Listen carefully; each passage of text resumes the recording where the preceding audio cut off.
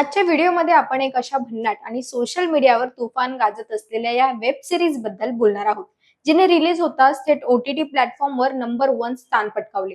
सध्या एकीकडे देशात सोशल मीडियावर विद्यार्थ्यांचा विविध आंदोलनाची चर्चा सुरू असतानाच प्राईम व्हिडिओवर आदर्श बाल विद्यालय ही नवी कोरी वेब सिरीज रिलीज झाली आहे. तिने अक्षरशः धुमाकूळ घातला आहे.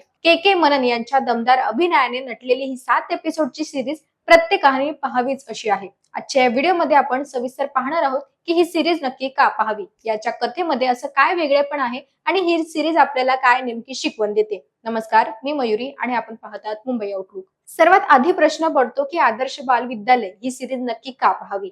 याचं उत्तर म्हणजे आजच्या शिक्षण व्यवस्थेवर आणि विद्यार्थ्यांच्या मानसिकतेवर अत्यंत मार्मिक आणि मनोरंजन भाष्य करणारी ही पहिलीच अशी सिरीज आहे. याचं दिग्दर्शन हिमांश गौर यांनी केला आहे. त्यांनी यापूर्वी ढिंडोरा, ताजा खबर सारखे प्रोजेक्ट केले होते. या सिरीजची कथा दिल्लीतल्या एका सरकारी शाळेभोवती फिरते, जिथले विद्यार्थी प्रचंड बेशिस्त आणि कोणत्याही मुठीत न येणारे असतात.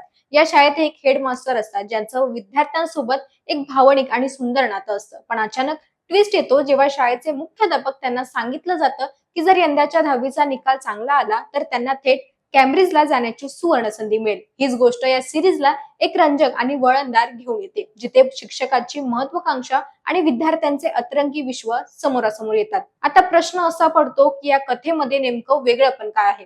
आजवर आपण शाळा आणि कॉलेजवर आधारित अनेक चित्रपट आणि वेब सिरीज पाहिले आहेत, ज्यामध्ये सहसा एकतर अतिशय गंभीर शिक्षण पद्धत किंवा रोमॅन्टिक कॉलेज लाईफ दाखवली जाते. पण आदर्श बालविद्यालय या बाबतीत पूर्णपणे वेगळी ठरते. या सिरीजची सर्वात मोठी जमेची बाजू म्हणजे प्रत्येक एपिसोड अत्यंत वास्तववादी आहेत. यात कोणताही प्रकारचा अतरंजीपणा किंवा कृत्रिम नाट्यपणा आणलेला नाही. प्रत्येक भागात एक नवीन, ज्वलन आणि वास्तववादी सामाजिक किंवा शैक्षणिक विषय हाताळला जातो.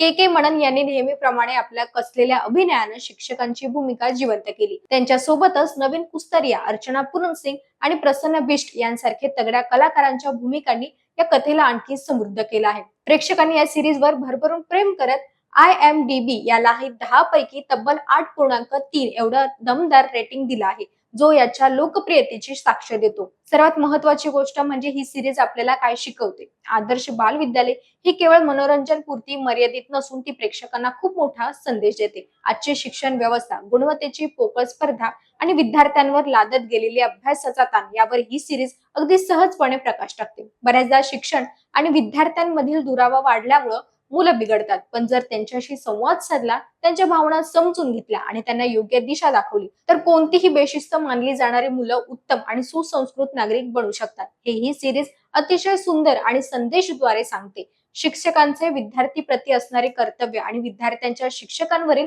विश्वास किती मोलाचा असतो याची जाणीव ही सिरीज करून देते. थोडक्यात सांगायचं झालं तर तुम्हाला टाइमपास मनोरंजनासोबत एक अर्थपूर्ण, डोळ्यात अंजन घालणारी आणि खिळून ठेवणारी कथा अनुभवायची असेल तर प्राईम व्हिडिओवर उपलब्ध असलेली ही आदर्श बाल विद्यालय वेब सिरीज तुम्ही अजिबात मिस करू नका.